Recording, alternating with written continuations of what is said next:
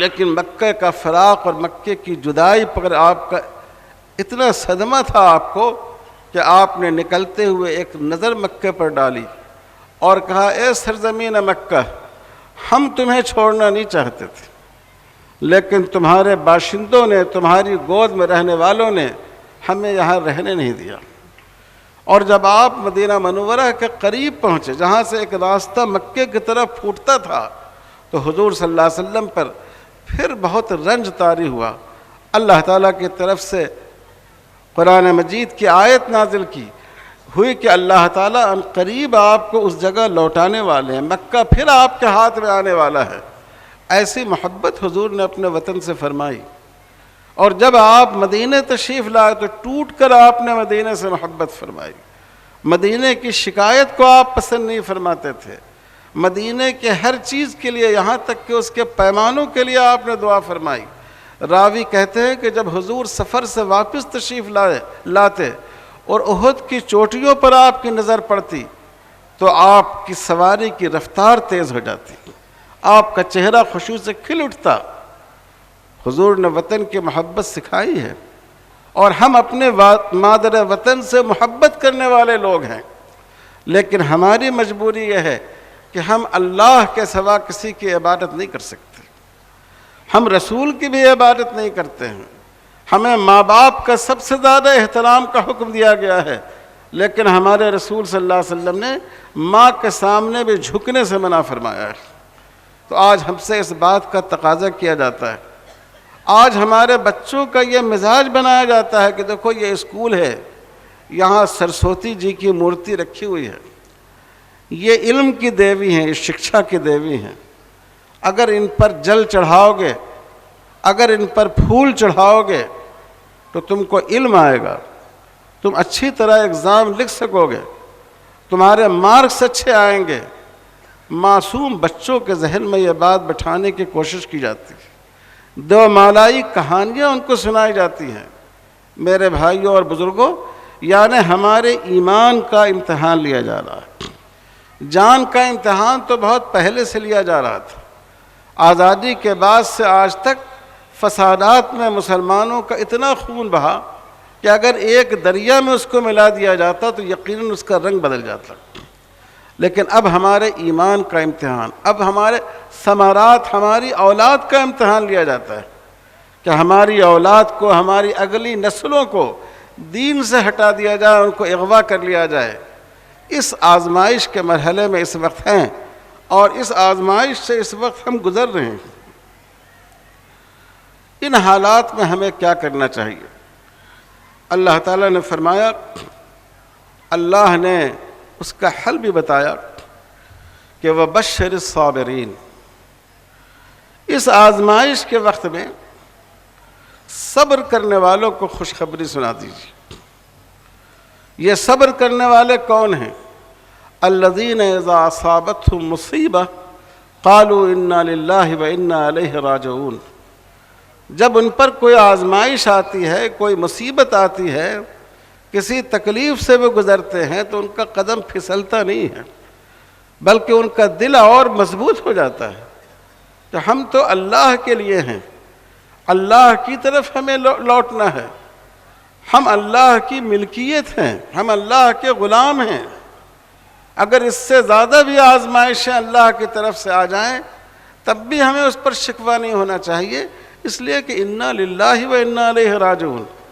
ہم اللہ ہی کے لیے پیدا کیے گئے ہیں، اللہ ہی کے لیے جی رہے ہیں۔ ان صلاتی و نسکی و محیاج و مماتی للہ رب العالمین، ہمارا جینا، ہمارا مرنا، ہماری عبادتیں، ساری کی ساری چیزیں اللہ کے لیے ہیں جو تمام عالم کے رب ہیں۔ تو اللہ تعالیٰ نے فرمایا وَبَشِّرِ الصَّابِرِينَ، صبر کے معنی صرف یہ نہیں ہے کہ کسی کا انتقال ہو جائے تو آدمی اپنی رونے پر، بلکنے پر قابو پا لے۔ صبر کے معنی صرف یہ نہیں ہے کہ کوئی چیز آپ کی کھو جائے تو آپ اس کو برداشت کر لیں، صرف یہ نہیں ہے۔ صبر کے معنی ہے ثابت قدمی کے، استقامت کے، مصابرہ کا لفظ بھی عربی زبان میں آیا ہے، اپنی سرحدوں پر جم جانے کے، اس کی حفاظت کرنے کے۔ یعنی مشکل حالات میں مسلمان اپنے دین پر قائم رہتے ہیں، مشکل حالات بھی اس کے قدموں میں کوئی تزلزل اور ڈگمگاہٹ پیدا نہیں کریں۔ یہ اصل میں صبر کے معنی ہے۔ آدمی مشتعل نہ ہو جائے، بے برداشت نہ ہو جائے، برداشت کرتے ہوئے اپنے دین پر، اپنے موقف پر ثابت قدم رہتے ہوئے آدمی آگے کے قدم کو سوچے۔ دونوں پہلو ہیں صبر میں، ثابت قدمی اور قوت برداشت کا باقی رکھنا، اور یہ دونوں چیزیں اس وقت ہم مسلمانوں کے لیے بہت ضروری ہیں۔ حالات ایسے ہیں، آپ دن رات اخبارات میں پڑھتے ہیں، جو کام پہلے بعض فرقہ پرست جماعتیں کچھ سماج کے غنڈے کیا کرتے تھے، اب کوشش کی جا رہی ہے کہ اس کام کو قانون کے ذریعے انجام دیا جائے، ایسا قانون بنایا جائے کہ مسلمانوں پر ان کی زندگی تنگ ہو جائے، ایسا قانون بنایا جائے کہ مسلمانوں کے لیے اپنے ایمان پر ثابت قدم رہنا مشکل ہو جائے، ہماری آنے والی نسلیں ایمان سے ہاتھ دھو لیں۔ اس موقع پر دوستو یہ بہت ضروری ہے کہ ہم اپنے اندر ثابت قدمی پیدا کریں، ہم آنے والی نسلوں کو بھی یہ بات سمجھائیں کہ دیکھو ایمان کتنی بڑی نعمت ہے۔ اللہ کے رسولوں نے اور نبیوں نے، جو اللہ کے سب سے محبوب بندے ہوتے ہیں، انہوں نے اپنے ایمان کی حفاظت کے لیے کیسی مشقتیں اٹھائی ہیں، یہ ہم انہیں سمجھائیں اور ہم انہیں بتائیں کہ ہم دوسری قوموں کی طرح نہیں، ہم ایک ایسی قوم ہیں جن کو اللہ نے اپنے مشن کے لیے، اپنے کاز کے لیے، اپنے دین کی سربلندی کے لیے، شریعت کے تحفظ کے لیے پیدا کیا ہے، اور ہم اپنے دین پر ثابت قدم رہیں۔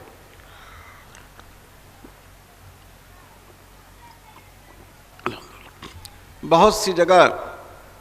ارتداد کے واقعات پیش آ رہے ہیں۔ آج ہی میں صبح بنارس آیا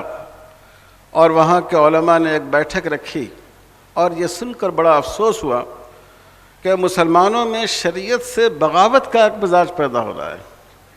شریعت کا یہ حکم کیوں ہے، اس کو ایسا نہیں ہونا چاہیے، اس کو ایسا ہونا چاہیے۔ مسلمانوں کی شان یہ نہیں، جیسے ہماری ہر چیز کی سرحدیں مقرر ہیں، ہماری آنکھ یہاں تک دیکھ سکتی ہے، اس گیٹ کے پیچھے کی چیز کو نہیں دیکھ سکتی۔ ہماری آواز اگر مائک نہ ہو تو یہاں تک پہنچ سکتی ہے، اس سے آگے نہیں پہنچ سکتی ہے۔ اسی طرح ہماری عقل کی بھی سرحد ہے، جہاں اللہ تعالیٰ کا حکم آ جائے وہاں ہماری عقل کی سرحد ختم ہو جاتی ہے، وہاں ہمیں آگے سوچنے کی ضرورت نہیں۔ اللہ تعالیٰ نے قرآن مجید میں دو باتوں کا حکم دیا ہے، تدبر کا اور اطاعت کا۔ تدبر کے معنی ہے غور کرنا، اور اطاعت کے معنی ہے اللہ اور رسول کی بات کے سامنے جھک جانا۔ جہاں سے اطاعت کی سرحد شروع ہوتی ہے وہاں تدبر کی سرحد ختم ہو جاتی ہے۔ جب کوئی حکم اللہ کا آ جائے، جب کوئی فرمان رسول اللہ صلی اللہ علیہ وسلم کا آ جائے، تو اب وہاں ہمارے لیے اپنی عقل لگانے کی اور یہ سوچنے کی کہ ایسا ہونا چاہیے، ایسا نہیں ہونا چاہیے، اس کا کوئی موقع نہیں ہے۔ ایمان کا مطلب یہ ہے کہ ہم اپنی ساری چیزیں اللہ کے حکم کے سامنے قربان کر دیں، جان بھی قربان کریں، مال بھی قربان کریں، اولاد بھی قربان کریں، اور اپنی عقل اور اپنی رائے کو بھی اللہ کے حکم کے سامنے قربان کر دیں۔ یہ مزاج بنانے کی ضرورت ہے امت کی نئی نسل کا، کہ جب اللہ اور رسول کا کوئی حکم آ جائے تو ہم یہ سمجھیں کہ یہ پتھر کی لکیر ہے، اس کے بعد ہماری عقل کی کوئی قیمت نہیں ہے۔ ہو سکتا ہے کہ ہماری عقل اس کو سمجھنے سے قاصر ہو، ہماری عقل اتنی اونچی نہیں ہو کہ ہم اس کی مصلحت کو سمجھ سکیں۔ اور دوسری ضروری چیز ہے قوت برداشت کا ہونا۔ ہمارے اس ملک میں آج جو آپ دیکھتے ہیں میڈیا پر باتیں آتی ہیں، یہ کیوں آتی ہیں؟ یہ اس لیے آتی ہیں کہ ہم اور آپ مشتعل ہو جائیں، ہم اور آپ سڑکوں پر نکل آئیں۔ ہم جتنے بے برداشت ہوں گے، ہم جتنے مشتعل ہو جائیں گے، جو ہمارے دشمن ہیں ان کو اپنے ایجنڈے کو پورا کرنے میں اتنی زیادہ سہولت ہوگی۔ ہم جتنی زیادہ حکمت عملی سے کام لیں گے اور اپنے آپ کو قابو میں رکھیں گے، جو ہمارے دشمن ہیں وہ اتنے زیادہ اپنی سازشوں میں ناکام ہوں گے۔ رسول اللہ صلی اللہ علیہ وسلم نے بہت سے مواقع پر جو اس وقت کی حکمت تھی اس کے مقابلے میں آپ صلی اللہ علیہ وسلم نے اپنی خواہش کو، اپنی مرضی کو آپ نے تھوڑی دیر کے لیے نظر انداز فرمایا۔ آپ حدیث میں پڑھیں گے جب مکہ مکرمہ فتح ہوا تو حضور چاہتے تھے کہ کعبۃ اللہ کو سیدنا حضرت ابراہیم علیہ السلام کی تعمیر کے مطابق تعمیر کر دیں، یعنی حتیم کا حصہ کعبہ میں شامل ہو جائے، ایک کے بجائے 2 دروازے ہوں، اور دروازہ اتنا اونچا نہ ہو کہ کچھ لوگ اس میں داخل ہو سکیں اور کچھ لوگ نہ ہو سکیں، بلکہ زمین کے برابر میں دونوں دروازہ ہو۔ یہ جو حضرت ابراہیم علیہ السلام کی تعمیر تھی، جس کو غربت کی وجہ سے زمانے جاہلیت کی تعمیر میں اس کو برتا نہیں جا سکا، حضور صلی اللہ علیہ وسلم کعبہ کو اسی تعمیر پر لوٹانا چاہتے تھے۔ لیکن حضور صلی اللہ علیہ وسلم نے ام المومنین حضرت عائشہ صدیقہ رضی اللہ تعالی عنہا سے فرمایا کہ مجھے یہ اندیشہ ہے کہ آج اگر ہم کعبۃ اللہ کی عمارت کو منہدم کریں، بے احترامی کے لیے نہیں، تعمیر نو کے لیے، تو عرب جن کے دل میں کعبۃ اللہ کی بڑی عظمت ہے، ان کو ہمارے بارے میں بدگمانی اور غلط فہمی پیدا ہوگی۔ وہ سمجھیں گے کہ ان کا مقصد تمام حرمتوں کو پامال کرنا تھا، تو اگر یہ نہیں ہوتا تو ہم یہ عمل کرتے۔ یعنی آپ سوچئے کہ حضور کو کتنی شدید خواہش رہی ہوگی کہ حضرت ابراہیم علیہ السلام کی تعمیر کو زندہ کریں، لیکن اس وقت کی مصلحت کے لحاظ سے آپ نے اس میں تحمل سے کام لیا۔ ایک غزوے کے موقع سے تشریف لے جا رہے تھے صحابہ، اور بعض منافقین جو مدینہ کے تھے، عبداللہ بن ابی وغیرہ وہ بھی تھے۔ ایک مقام ایسا آیا جہاں حضور صلی اللہ علیہ وسلم نے پڑاؤ فرمایا، اور وہاں پانی کا کنواں بھی تھا، لوگ دوڑ پڑے، ہر آدمی چاہتا تھا کہ ہم جلدی پانی نکال لیں۔ اس میں ایک انصاری بھی تھے اور حضرت عمر رضی اللہ تعالیٰ عنہ کے غلام بھی تھے، دونوں میں تھوڑی سی انبن ہو گئی،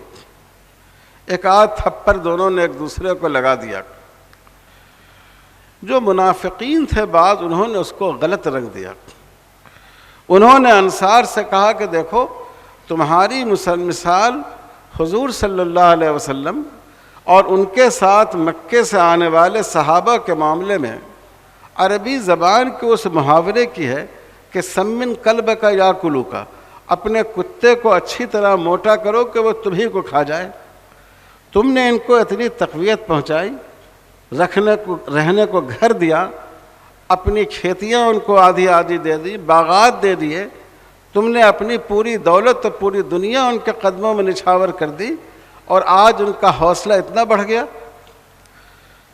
یہ بات نتیجہ یہ ہوا کہ 2 فرد کے بجائے 2 گروہوں کی بات ہو گئی، مہاجرین اور انصار کی بات ہو گئی۔ ادھر سے لوگ آ گئے، ادھر سے لوگ آ گئے۔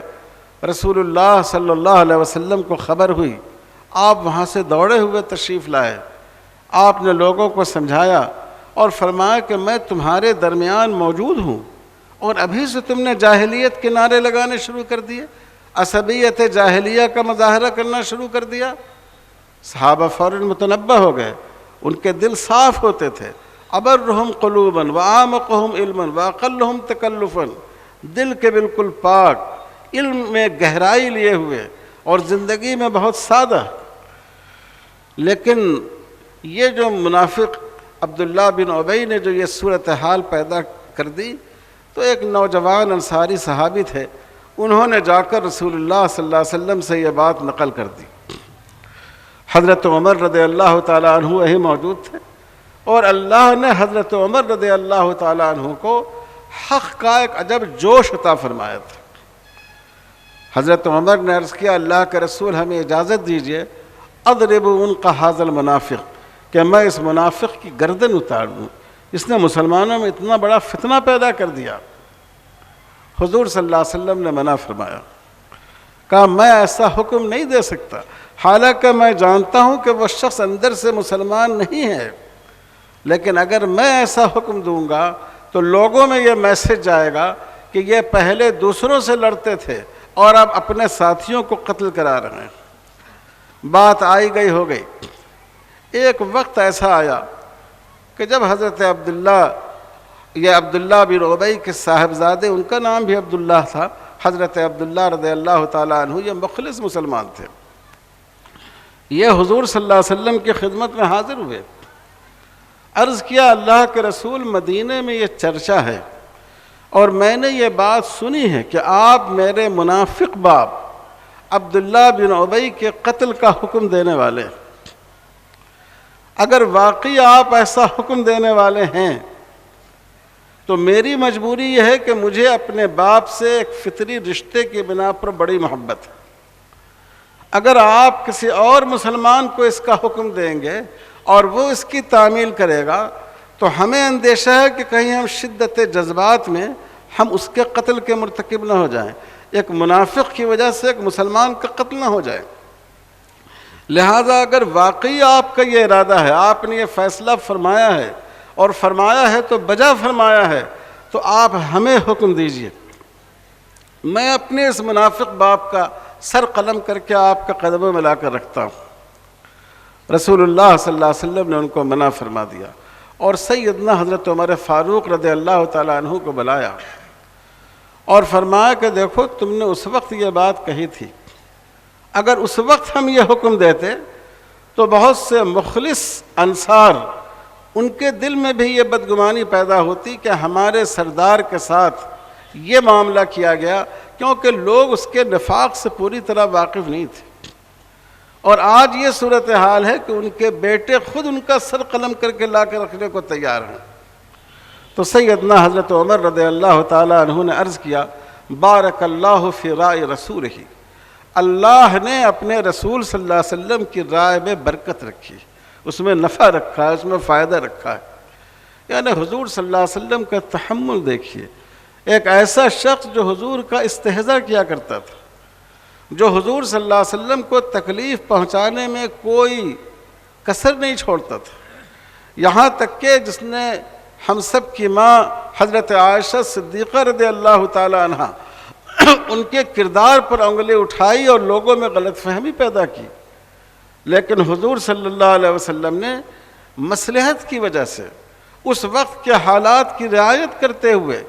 کتنی زیادہ قوت برداشت اور صبر سے کام لیا ہے۔ تو یہ بھی ہمیں سامنے رکھنا چاہیے۔ ان حالات میں علماء جو بات کہیں، امت کے معتبر قائدین، سیاسی قائدین کی بات پر نہ جائیے، کیونکہ اس میں بہت سی اغراض اس سے جڑی ہوئی ہوتی ہیں۔ جو آپ کی مذہبی قیادتیں ہیں، جو علماء اور مشائخ ہیں، ان کی طرف سے جو رائے آئے اس کے سامنے سر جھکانا چاہیے۔ جہاں گرمانے کی ضرورت ہو وہاں گرمانا چاہیے، اور جہاں نرمانے کو کہا جائے وہاں نرم ہونا چاہیے۔ یہ دونوں چیزیں صبر میں شامل ہیں، ایمان پر ثابت قدمی اور اپنے اندر قوت برداشت کا پیدا ہونا، اپنے آپ کو اشتعال سے بچانا، اور اس بات کو ہمیشہ پیش نظر رکھنا کہ ہم اللہ کے لیے۔ اور اللہ تعالیٰ نے آگے فرمایا، یا ایھا الذین آمنوا استعینوا بالصبر والصلاۃ ان اللہ مع الصابرین، اے وہ لوگوں جو ایمان لا چکے ہو، تمہارے اللہ کی مدد کے تمہارے پاس دو ذریعے ہیں، ایک نماز ہے، اللہ سے رجوع کرنا، اللہ کے سامنے ہاتھ پھیلانا، اللہ کے سامنے اپنا دکھڑا رونا، اور دوسرے یہ صبر ہے، برداشت کرتے ہوئے بہتر تدبیر کے ساتھ آگے بڑھنا۔ اور پھر فرمایا گیا، بے شک اللہ صبر کرنے والوں کے ساتھ ہیں، اللہ کی مدد ایسے لوگوں کو شامل ہوتی ہے۔ میرے بھائیوں اور بزرگوں، اس وقت ہمارے ملک کے جو حالات ہیں ان سے ہمیں گھبرانا نہیں چاہیے۔ یہ طوفان ہے، آیا ہے اور گزر جائے گا،